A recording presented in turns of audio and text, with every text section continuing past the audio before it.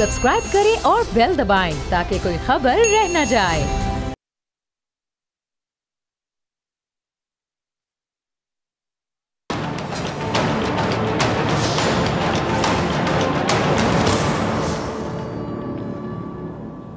अस्सलाम वालेकुम नाज़रीन, मैं हूं डॉक्टर फ़िज़ा अकबर खान और मैं हूं पाकिस्तान और आप देख रहे हैं पाक भारत टाकरा। मुसलमानों से नफरत करने वालों ने जिन्ना के बजाय गांधी को कत्ल किया था, क्योंकि हिंदू होते हुए वो जिस इंसाफ की बात कर रहे थे वो कुछ लोगों को मुसलमानों की तरफदारी नज़र आ रही थी।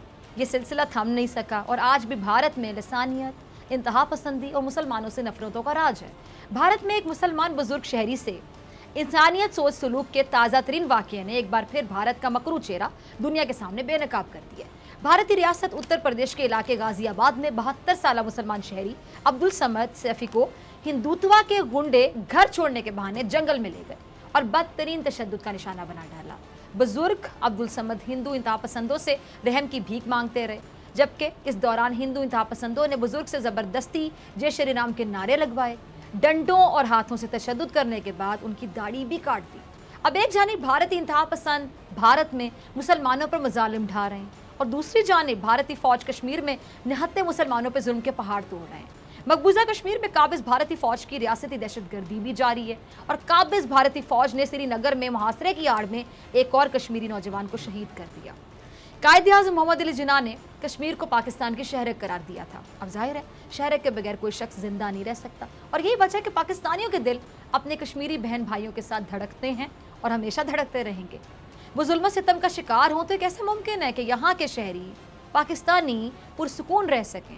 गोया उनकी बेकरारी आप कह लें कि एक फितरी अमर है और ऐसा होगा कि हमें उनकी तकलीफ महसूस होगी, हम आवाज़ उठाएंगे। मेहमानों का तारुफ करवाती हूँ। मुनीब कादिर मेरे साथ मौजूद हैं पाकिस्तान से, बहुत शुक्रिया मुनीब। रोहित शर्मा भारत से, रोहित आपका भी बहुत शुक्रिया। कश्मीरी एनालिस्ट लॉर्ड नज़ीर साहब मेरे साथ मौजूद हैं, आपका भी बहुत शुक्रिया ज्वाइन करने के लिए। सबसे पहले मैं रोहित आपकी तरफ आना चाहूँगी। रोहित, ये किस किस्म की सोच है, किस किस्म की नफ्सियात है कि जी घर छोड़ने के बहाने लेकर गए उनको, बुजुर्ग शहरी थे, 72 साल उनकी उम्र, उनको जंगल में ले गए, इस तरह का सलूक किया गया। ये कौन सी हिस्सा जिसको सुकून मिला, जिसको तस्कीन पहुंचाई उन लोगों ने? ये आपके देश में हुआ? ये मेरे देश में नहीं हुआ, ये मेरे उस जिले में हुआ जिस जिले में मैं रहता हूं। ये गाजियाबाद में हुआ, पहली चीज। दूसरी चीज, ये बुजुर्ग जो हैं, या दूसरी चीज, ये बुजुर्ग जो हैं, ये उस जिले के रहने वाले हैं, ये उस जिले के रहने वाले हैं जिस जिले का मैं हूं, बुलंदशहर से, राइट। और दोनों जिलों में मुस्लिम्स के खिलाफ कोई ऐसी एट्रोसिटी आज तक नहीं सुनाई दी, ठीक है। इस केस में भी जो वीडियो आया है सामने, पुलिस ने तफ्तीश की और बाद में बोला कि जो बुजुर्ग हैं वो उनको जान पहचान के थे, जो 6 लोग थे, 6 को पुलिस ने अरेस्ट कर लिया है। उसमें से कौन है 6 जो दोस्त थे, जो लोग थे? एक का नाम आरिफ है, एक का नाम आदिल है, एक का नाम मुशाहिद है, एक का नाम पोली है, एक का नाम कल्लू है। तो मुसलमान पे जुल्म कर रहा है और आप उसको पाकिस्तान में ये दिखा रहे हो कि भैया ये इंडिया में क्या हो रहा है। ये सारे आपस में रिश्तेदार थे और काटी गई, जय श्री राम के नारे कोई नहीं लगाए गए, इसमें FIR लॉन्च हो गई और सारे लोगों को अरेस्ट कर लिया गया। Now this is what is known as fake journalism, कि ये किसी ने डाल दिया ये दिखाते हुए कि मुसलमानों पे तशद्दुद होती है और मुसलमानों के साथ ऐसा होता है इंडिया में।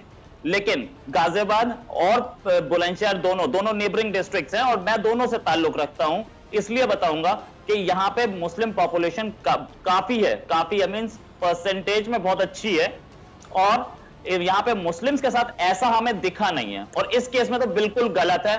पुलिस ने सबको अरेस्ट कर लिया है, सारे के सारे मुस्लिम्स थे जिन्होंने एट्रोसिटी की थी और जय श्री राम का नारा कोई नहीं लगवाया गया था। अच्छा जी, यानी आपने बिल्कुल ही डिफरेंट स्टोरी सुना दी। मुनीब, ये रोहित क्या कह रहे हैं? मुझे अच्छा, इनकी जो थ्योरी है ना कि जो अटैकर्स थे वो मुसलमान थे, ये ट्विटर से पकड़ी हुई है।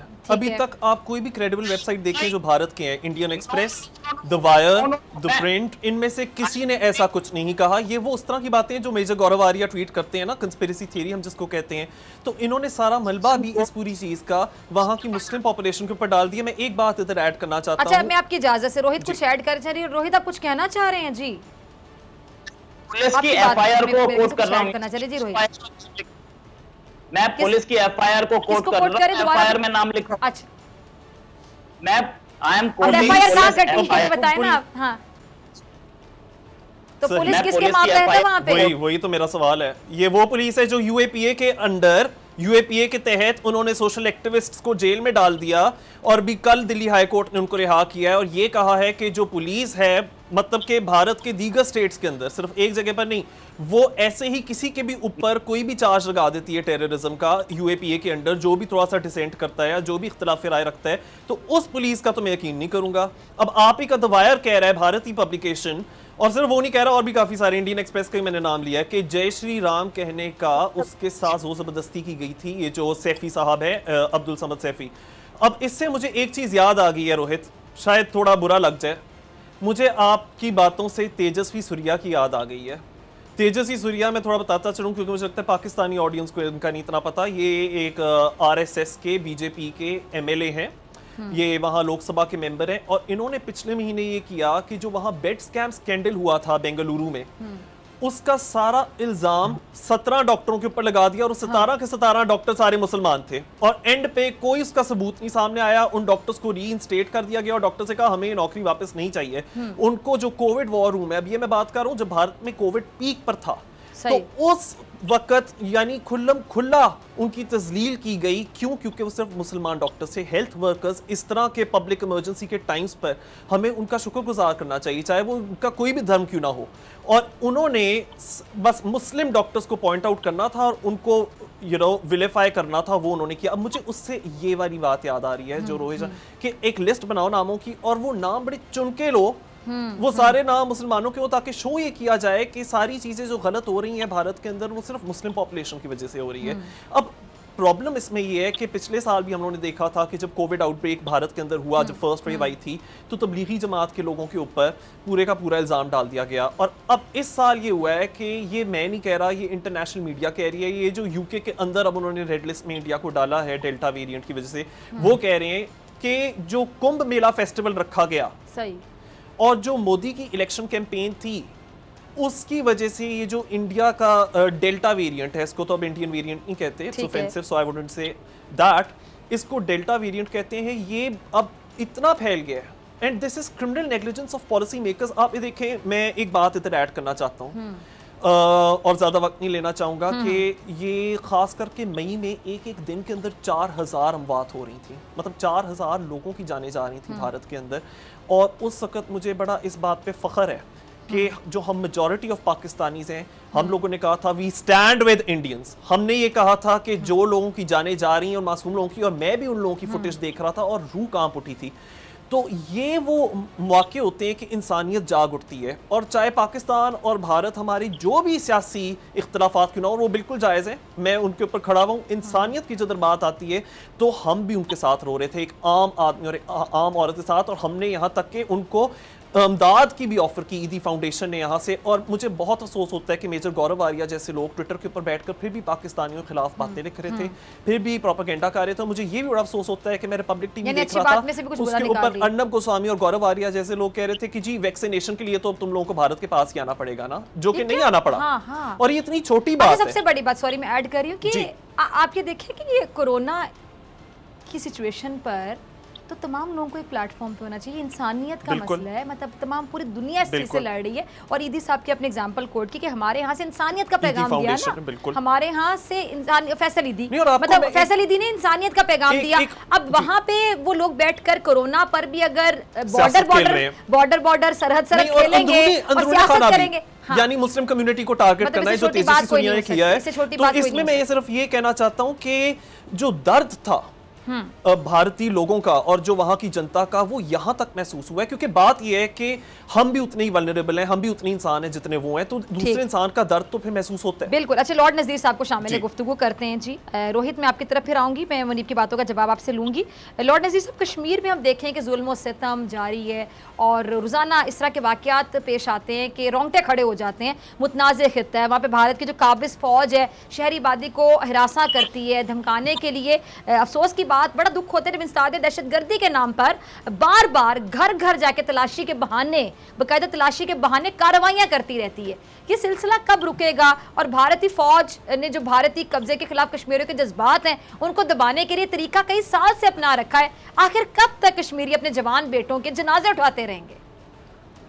अनफॉर्चुनेटली ये तो एक तसलसल है, क्योंकि अब ये जो हिंदुत्व आरएसएस की जो गवर्नमेंट है, इनकी तो पॉलिसी वही जो आपने इसराइल में देखा, जो फ़लस्तीनियों के साथ करते हैं, और ऐसे ही जिस तरह वहाँ पे इलीगल सेटलमेंट्स और जो सेटलर्स हैं वो जो ज़्यादतियाँ फ़लस्तीनियों के साथ करते हैं, ऐसे ही मकबूजा कश्मीर के अंदर भी हो रहा है। आपने देखा जो ये 370 के एब्रिगेशन के बाद 35A के एब्रिगेशन के बाद 1.5 मिलियन लोगों को जो बाशिंदा रियासत दी गई, उनको सेटल करने की वहाँ पे जो कोशिश हो रही है, यूनिवर्सिटीज़ को डायरेक्टली दिल्ली से कंट्रोल, और आज आपने देखा है सोशल मीडिया के ऊपर सारी जो लिस्ट चीज़ें जो कश्मीरियों के जो हकूक़ हैं उनको छीन के दिल्ली में और हिंदू और दूसरे लोगों को वो राइट्स जो हैं वो दिए गए हैं कि वो वहाँ पे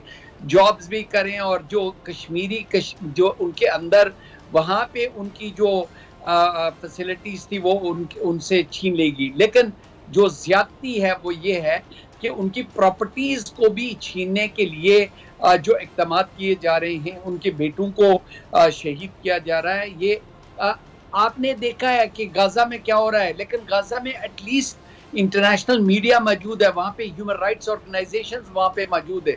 यहाँ हिंदुस्तान से तो एमनेस्टी इंटरनेशनल जैसी ऑर्गेनाइजेशंस को बंद कर दिया गया, बाकी इवन यूएन के रिपोर्टर्स को वहाँ पे जो है वो इजाज़त नहीं दी गई। वहाँ पे इंटरनेशनल मीडिया का तो सवाल ही नहीं पैदा होता, वो वही जो हिंदुस्तान का नैरेटिव और वो गवर्नमेंट जो उनको फीड करती है वही वहाँ से खबर निकलती है अनफॉर्चुनेटली। तो ये कब होगा? जब कश्मीर आज़ाद होगा। वो कब होगा? ये कश्मीरियों की जो तसलसल, ये जो जद्दोजहद है, इंशाल्लाह जारी रहेगी। इंशाल्लाह जिस तरह आपने इंट्रोडक्शन में भी कहा था कि पाकिस्तानी जो लोग दुआ करते हैं और कोई लॉजिस्टिक सपोर्ट नहीं करते, लेकिन ये कब तक हिंदुस्तान ऐसे करता रहेगा? एक दिन यहाँ की, मैं आपको बताऊं, दुनिया की पॉलिटिक्स चेंज हो रही है, जो वर्ल्ड पावर्स हैं वो भी चेंज हो रहे हैं। आज आपने देखा है कि चाइना का जो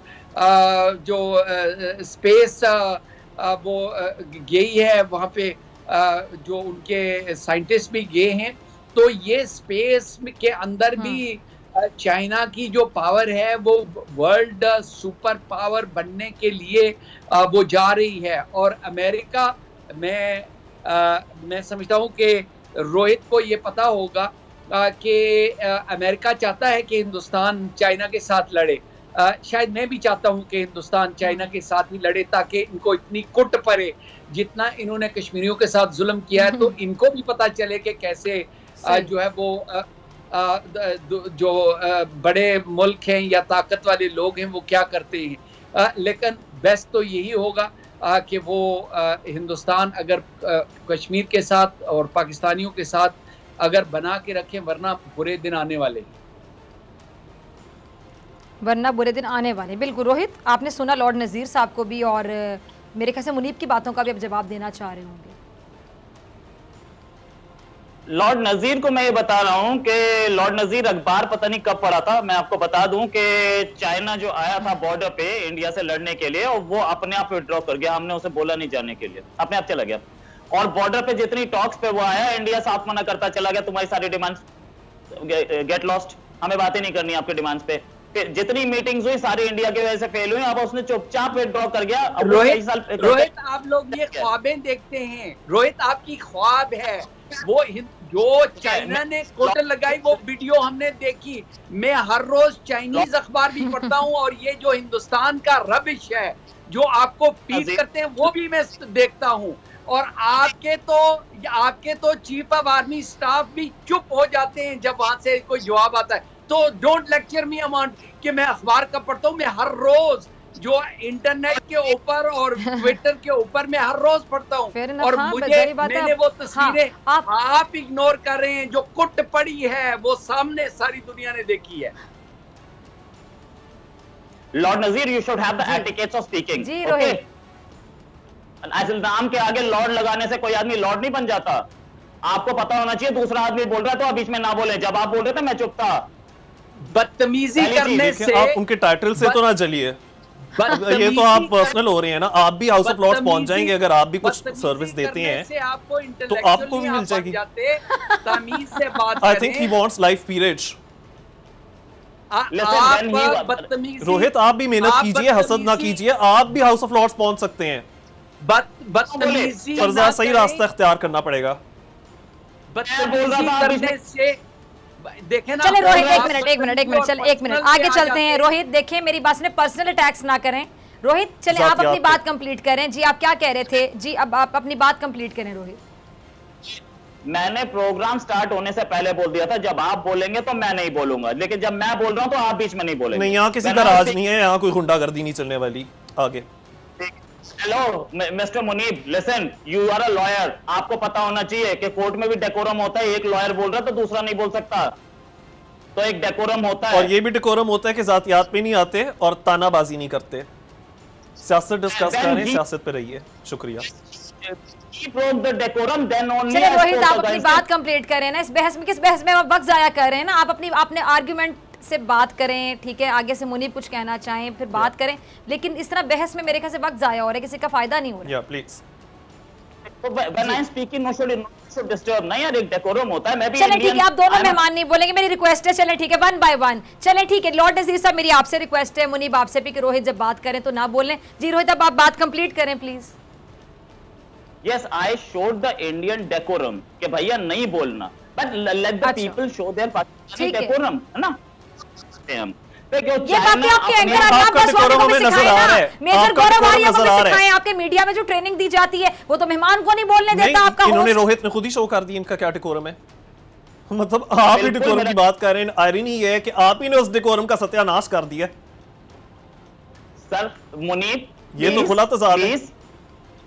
जब आप बोल रहे थे मैं चुप था। आपने जो भी बातें कही थी, जो आपने ऑफेंसिव बातें कही थी, उसको एक्सपंज किया जाता है। चलिए जी आगे चलिए, टॉपिक पे आइए। Stick to the topic, that is the Pakistani decorum. Thank you. Least bothered about the expunging. आप वैसे भी एक्सपंज करते रहते हैं, hardly matters. Okay, now coming back to the topic. अच्छा रोहित, हम वक्त जाया कर रहे हैं। रोहित मेरी बात सुनिए, इनका कोई पॉइंट नहीं है, मैं आ जाता हूं। अच्छा जी, मैं रोहित को जवाब देता हूं। रोहित ने ये कहा कि जी मुसलमानों के साथ मुसलमान ही भारत में जुल्म कर रहे हैं। मुझे ये बताएं कि जो ये अभी रिसेंटली यूपी के अंदर एक 100 साल से भी पुराना मस्जिद था, उसको बुलडोज किया गया कोर्ट ऑर्डर्स के बावजूद। जहां योगी आदित्यनाथ यानी चीफ मिनिस्टर यूपी के अंदर, वहां 12 बम की, वहां जो मस्जिद के ऊपर अटैक किया गया वो मुसलमान थे। वहां की लोकल एडमिनिस्ट्रेशन थी। कौन चलाते हैं? बीजेपी। मुसलमान है। अच्छा, इनसे जवाब लेते हैं। जी रोहित सॉरी, मेरा आंसर कंप्लीट होने दीजिए, ठीक है? पहली चीज मुनीब ने बोला कि वो इंडियन पुलिस, प्लीज यार, पहली चीज मुनीब ने बोला कि वो इंडियन पुलिस थी जिसने ये 5 मुसलमानों के नाम बताए। तो मैं ये बताना चाहूंगा कि इंडियन पुलिस ने तबरेज के खिलाफ एक्शन लिया था। इंडियन पुलिस ने ही उन लोगों के खिलाफ एक्शन लिया जिन लोगों ने काउ लिंचिंग की थी। इंडियन पुलिस ने ही, आपने तेजस्वी सूर्या का नाम लिया, इंडियन पुलिस ने ही इसको क्लैरिफाई किया कि उसमें कोई मुस्लिम नहीं था। वो इंडियन पुलिस ही थी जिसने तेजस्वी सूर्या के खिलाफ बोला, ठीक है? Now coming to Tablighi Jamaat. क्या पाकिस्तान ने तबलीगी जमात को ब्लेम नहीं किया था? आर्टिकल दिखा देता हूं मैं आपको। आपने बोला गौरव आर्या कुछ ट्वीट कर रहे थे, कुछ बोल रहे थे, and Pakistani stood with India क्योंकि गलत टाइम था। तो यार आपका हाफिज सईद जो है उसने तो बॉम्बे अटैक कराया था। आपकी ये इंसानियत वहां भी जागनी चाहिए थी। प्लीज आप एक बार प्रोटेस्ट कीजिए। I would love it and I will tweet for you. आपके वहां पे लोग 200 से ज्यादा लोग मरे थे, तब इंसानियत कहां थी आपकी? हो गया अब जवाब दे दूं? अच्छा जी, जहां तक रही 26/11 की बात, तो उसको तो हर जगह के ऊपर, यानी मैंने, हमारे जैसे सिटीजन्स ने, और यहाँ तक कि जो हमारी उस वक्त हमारी पीपल पार्टी गवर्नमेंट थी, हमेशा उसको कंडेम ही किया है। कोई भी इंसान अपने होशोवास में उसका समर्थन नहीं कर सकता। जो कोई इसमें मुलव्विस था उनके ऊपर केसेस लगे, जेल में बैठे हुए। दूसरी बात, वो भी इंसानियत के ऊपर ही आ जाता है। क्यों वो बुरा लगा? मुझे आज भी याद है, उस वक्त मैं LLB का स्टूडेंट होता था। ये कोई 2008 में, मैं उस वक्त फर्स्ट ईयर लॉ स्टूडेंट था, और मैं टेलीविजन के ऊपर देख रहा था, and it horrified me, it shock my conscious what I saw. उसी तरह से जब मैं कोविड के हाथों जो अमवात हो रही हैं भारत के अंदर किसी की भी, तो उस पर भी रूह कांप उठती है, क्योंकि वही वाली बात है कि ये किसी के भी साथ हो सकता है। इसके अंदर नेशनलिज्म आप ला ही नहीं सकते।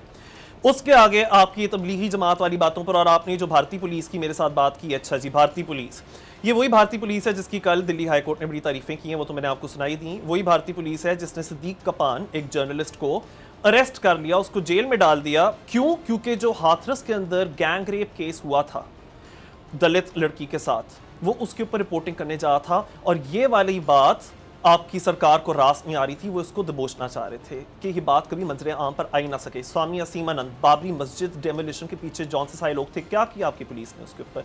कौन सा एक्शन लिया? समझौता एक्सप्रेस वाली चीज़ पे कौन सा एक्शन लिया? आगे बताता हूँ। उमर खालिद और शर्जील इमाम, UAPA, इन लोगों के ऊपर they just slapped it onto them without any proof, without substantiating any of the charges। ये है आपकी पुलिस के कारनामे। और यहां से अब मैं आ जाता हूं मकबूजा कश्मीर के ऊपर। ये जून 2021 अभी हाल ही की बात है कि 5 UN स्पेशल रिपोर्टर्स ने, 5 UN के एक्सपर्ट्स हैं, उन लोगों ने आपकी सरकार को एक खत भेजा है, एक संदेश भेजा है। उसके अंदर उन्होंने लंबी डिटेल लिखी है एविडेंस के साथ, और रिपोर्ट के अंदर उन्होंने जो रेफरेंसेस हैं, जो साइटेशंस है, वो सारी दी हुई हैं कि कैसे टॉर्चर किया जा रहा है उधर, कैसे without any fair trial, due process या अदालत में ले जाए बगैर वहाँ पुलिस लोगों को ऐसे ही उनके ऊपर टेररिस्ट का लेबल लगाकर उनको लॉकअप कर देती है, UAPA लगा देती है जर्नलिस्ट के ऊपर। और जो आपका एक वो पॉलिटिकल पार्टी है महबूबा मुफ्ती वाली, उसका एक कारकुन है वहीदुर रहमान पारा, और वो प्रो इंडिया लीडर है, वो प्रो इंडिया है, वो कश्मीरी है पर वो प्रो इंडिया है। और उसके साथ भी जो सलूक किया है, वो क्या किया है, उसको उल्टा लटकाया गया।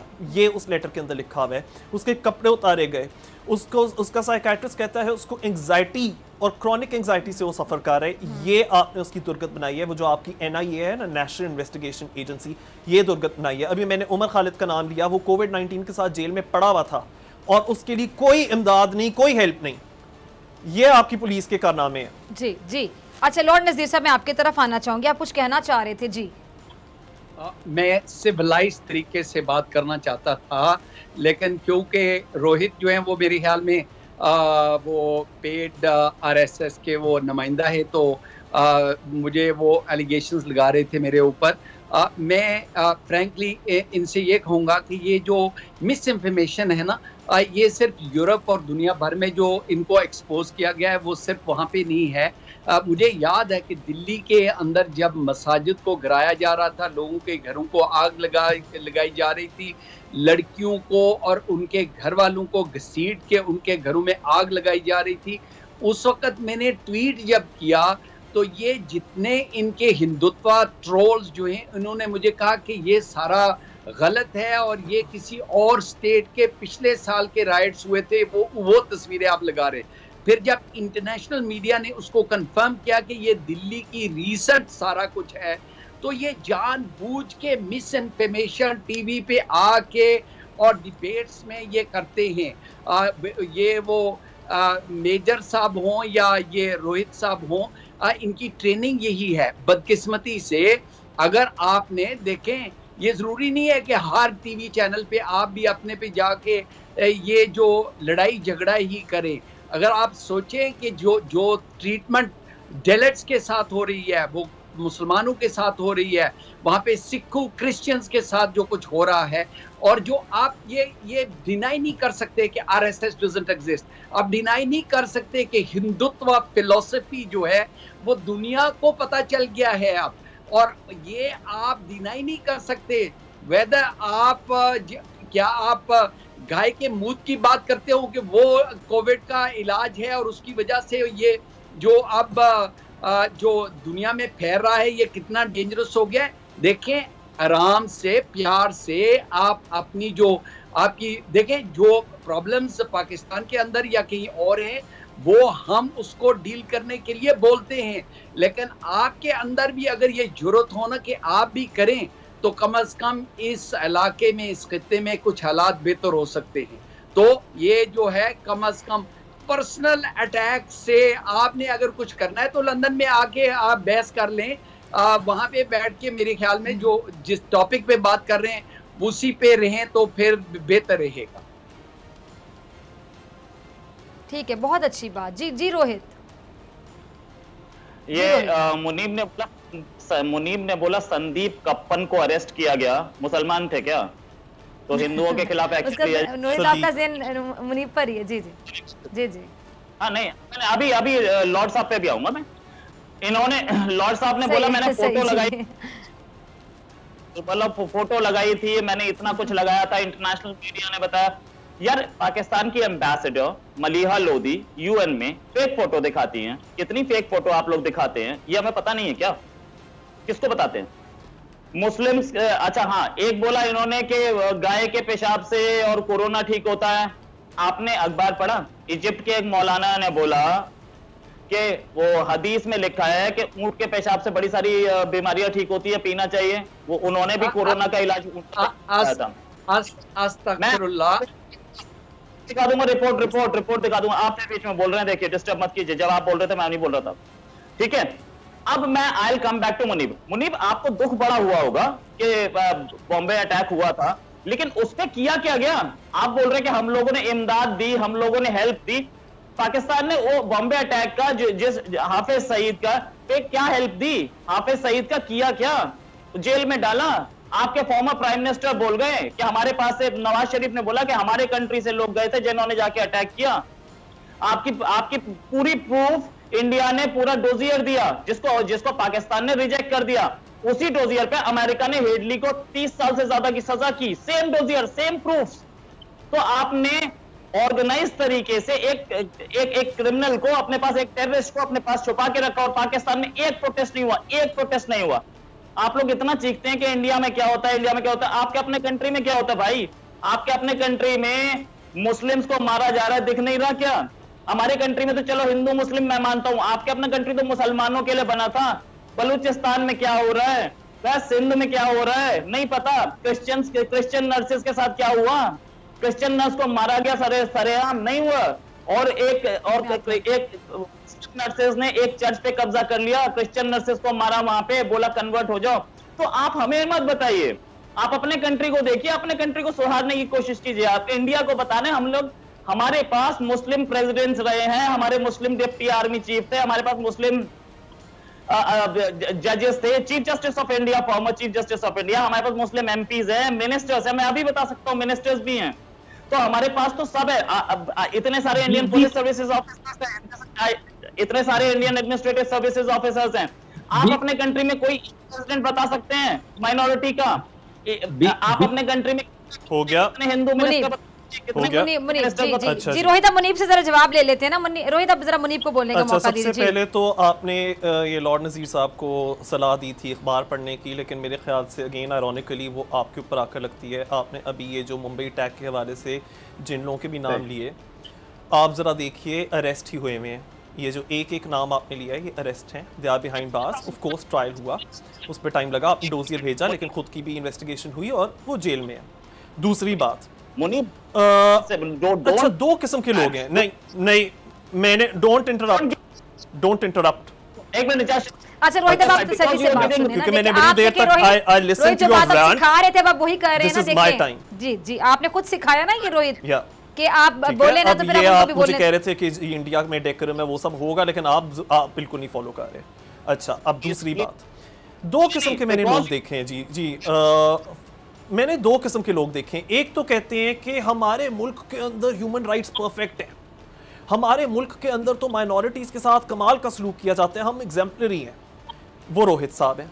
और दूसरे उस तरह के लोग होते हैं जो कि कहते हैं कि मैं अपने मुल्क की अक़लियतों, अपने मुल्क की माइनॉरिटीज़ और दुनिया जहान में जिधर भी मुझे महसूस होता है कि इंसानों के साथ कोई जुल्म ज्यादती हो रही है या उनकी कंडीशन को इंप्रूव किया जा सकता है, मैं उसके लिए आगे खड़ा हूँ शाना बशाना। तो मैं इधर आकर ये बैठ के नहीं कहने वाला कि जी कितने लोग खुश हैं, मैं एक प्रिविलेज पोजीशन में बैठ के नहीं कहने वाला। जो गरीब है, जो माइनॉरिटी है, मैं बिल्कुल चाहता हूँ वो आए, उनको उनकी आवाज़ दी जाए, वो बोले। और मुझे ये पता है बतौर पाकिस्तानी के, मैं तो चाहता हूँ कि यहाँ एक एक तबके को जो कोई भी बिलोंग करता है, जो भी एथनिक रिलीजियस माइनॉरिटीज़ हैं, I want to empower them. तो मैं डिनाइल में नहीं जाता, मैं ये हमेशा मानता हूँ कि there is a lot that I need to do. उसके लिए मेरी सोशल मीडिया के ऊपर मैंने हर वक्त इस बारे में लिखा हुआ है, और मैंने बल्कि जितने भी प्लेटफॉर्म्स मेरे पास आए मैंने उसके ऊपर बोला है, क्योंकि ये तो उसके लिए मुझे आधा पौना घंटा चाहिए होगा। इस वक्त हमारा हो रहा है पाक भारत टाकरा। यहां मैं जो डिनाइल देख रहा हूं एक ह्यूमन राइट्स अब्यूज का, मैं उसको जरूर काउंटर करना चाहता हूं, क्योंकि जो चीज मुझे अफसोस होता है जिसका, वो ये कि इतना जुल्म बर्बरियत हो रही है मेरे हमसाए मुल्क के अंदर मुसलमानों के साथ। और मैंने उन लोगों की आवाज़ें खुद सुनी है, मतलब मैंने उन लोगों ने जो सोशल मीडिया पे लिखा है, जो अपने एक्सपीरियंसेस शेयर किए हैं, वो पढ़ के इंसान खौफजदा हो जाता है कि इतनी बर्बरियत। तो वो चाहे मेरे अपने आंगन में हो रहा हो, कहीं और हो रहा हो, भी मैं तो बोलूँगा। पर मैं आपकी तरह नहीं हूँ रोहित जी कि मैं डिनाइल में चला रहा हूँ। मैं आपकी तरह नहीं हूँ कि मैं जो मुसलमान के ऊपर हमला हो रहा है अगर भारत में, तो मैं कोई मुसलमानों ने किया, या मैं ये कहूँ कि अक़लियतें ही अक़लियतों के साथ जुल्म कर रही हैं, मैं उस तरह के डिनाइल में नहीं जाता। इससे ज़्यादा बड़ा और कोई इनजस्टिस हो नहीं सकता।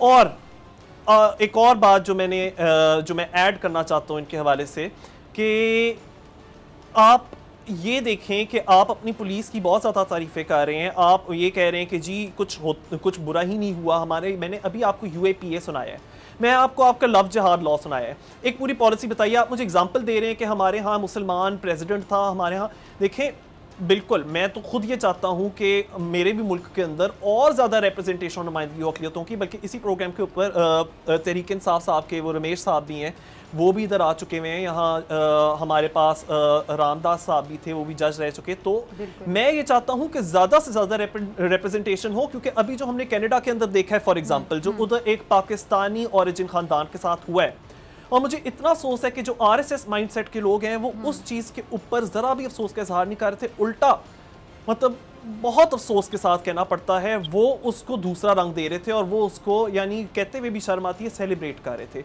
उसी तरह से जो इजराइली अफवाज और फोर्सेस ने जो बर्बरियत अभी फ़लस्तीन के अंदर की है, मैं भारतीय मीडिया देख रहा था, मैं रिपब्लिक TV देख रहा था, मैं न्यूज़ एक्स वगैरह देख रहा था। वो जो बच्चे हैं, यानी 60 से ज़्यादा बच्चे जहाँ बहक हो गए, उनको वो बार बार टेररिस्ट कह रहे हैं। मुझे ये बताएं कि अल जज़ीरा का ऑफिस, जो हाई राइज रेजिडेंशियल बिल्डिंग्स हैं, लोगों के घर टेररिस्ट कैंप्स नहीं होते।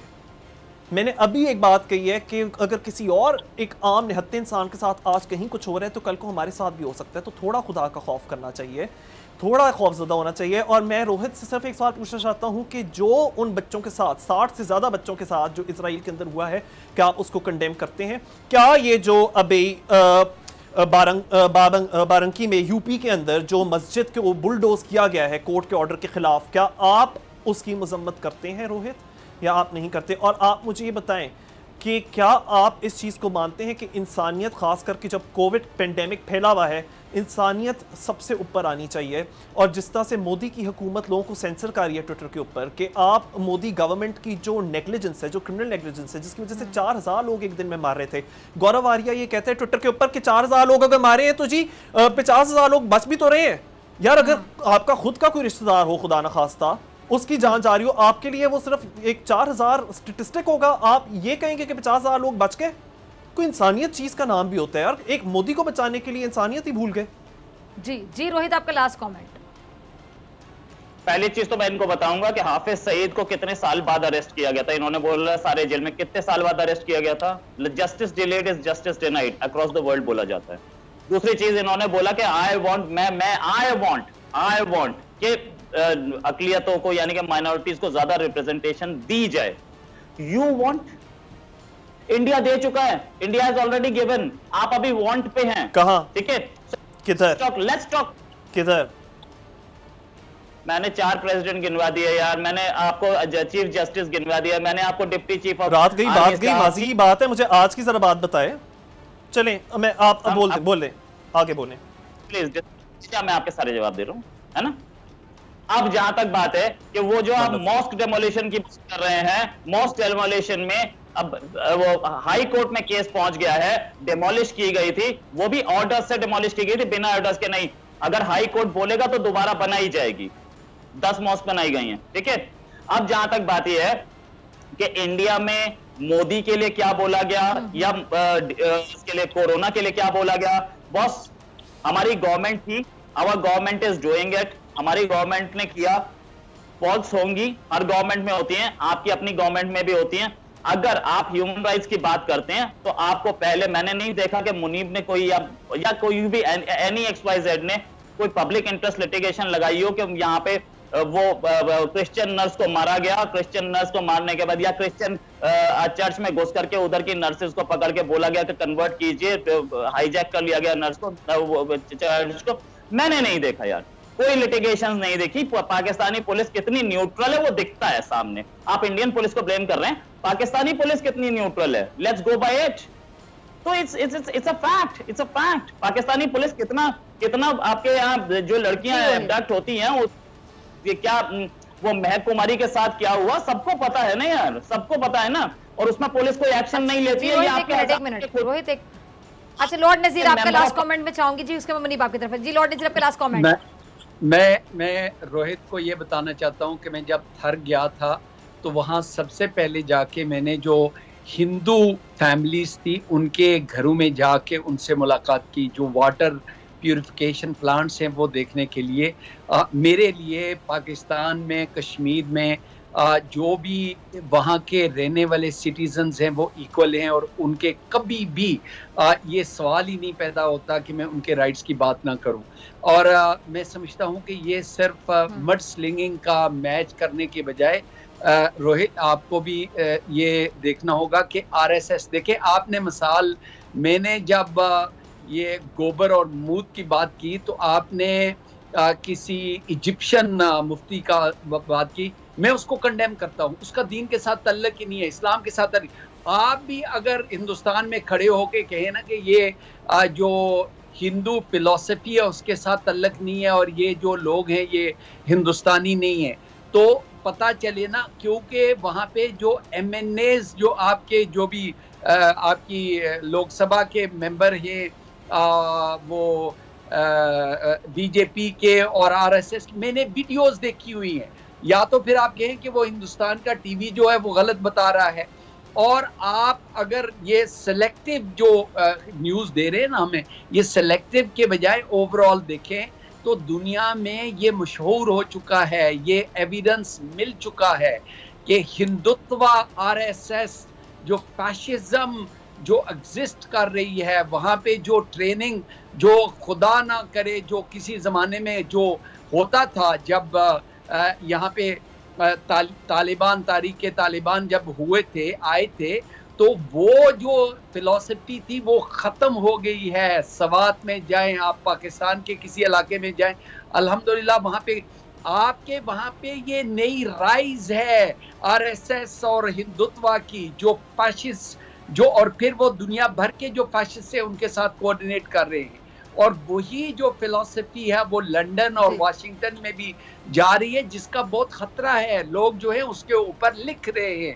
आप मुझे अक्यूज कर रहे हैं कि मैं अखबार नहीं पढ़ता, आप भी ज़रा अखबारें जो है वो उठा के पढ़ें, तो आपको पता चलेगा कि हिंदुस्तान का जो इमेज, वो पुराना ज़माना जो एक डेमोक्रेसी के नाम से चलता था, ना तो डेमोक्रेसी कश्मीर में है, आपने वहाँ से जो लोगों के हकूक हैं वो सारे छीन के, आपने वहाँ के चीफ मिनिस्टर्स को जो है वो जेल में डाल के, लोगों की जो वहाँ की असेंबली है उसको ख़त्म करके आपने डेमोक्रेसी का एक और रुख दिखा दिया है दुनिया को कि जहाँ पे आपको सूट नहीं करता वहाँ पे आप बिल्कुल नहीं अलाउ करते।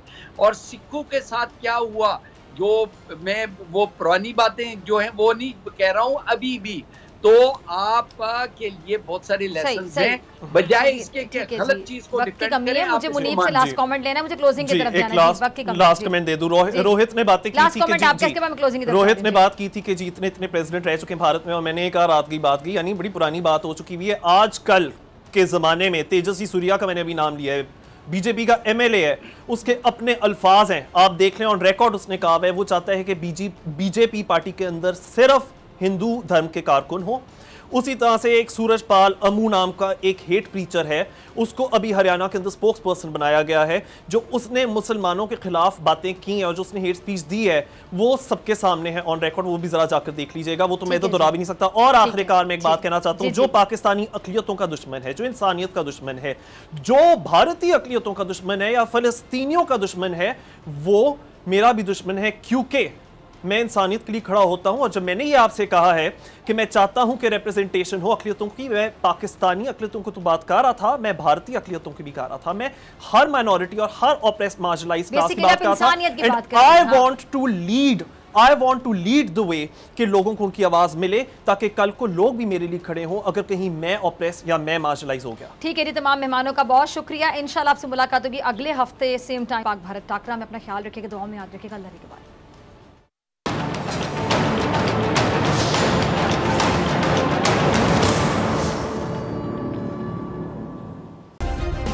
सब्सक्राइब करें और बेल दबाएं ताकि कोई खबर रह न जाए।